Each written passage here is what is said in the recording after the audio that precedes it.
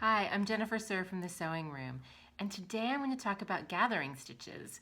So I was reminded about the different ways you can do gathering stitches because I recently just finished this dress from Decades of Style, number 4013. It's super cute, and I'm actually wearing it today, made with a cotton and steel Rifle Paper Company fabric.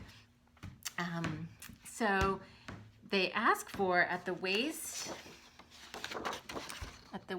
and also at the neckline for you to do 3 rows of stitching, and it is just brilliant because it makes the stitches lay so much flatter and nicer.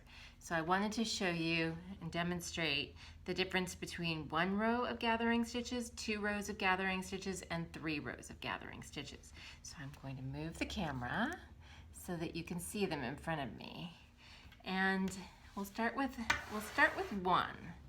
So I'm going to pull the top thread. I could either pull the top thread or the bobbin thread, but remember when you're gathering to only pull either the top thread or the bobbin thread, because if you pull both, it'll lock the stitches in place. So here we have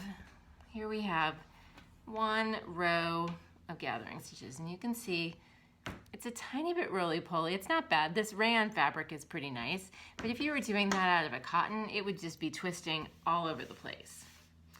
So then we have 2 rows, and this is what most commercial patterns recommend when you're sewing gathering stitches, say around a waist seam or in a neckline or a sleeve cuff, because it really does help the fabric stay nice and smooth. So as you can see, I'm pulling the 2, actually the bobbin thread's probably better to pull because it tends to be looser. So I'm going to pull both bobbin threads on this at the same time.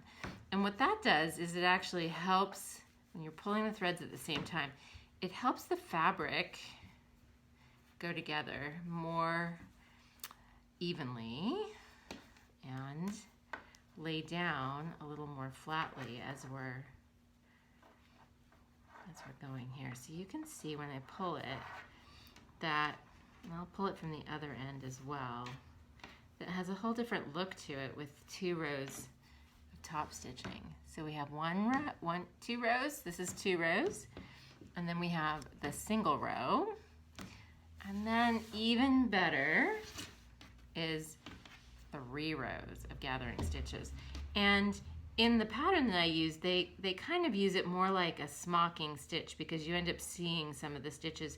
You can see my neckline. You can see some of the stitches afterwards.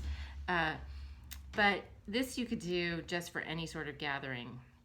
And since I have a tiny little short thread on the top, I'm going to pull the top threads just because that thread is going to be better if it's longer.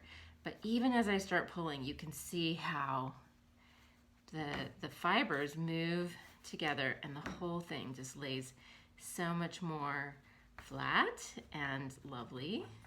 So as you can see, I'm a complete fan of 3 rows, 3 and sometimes even more rows of gathering stitches to hold your gathering in place.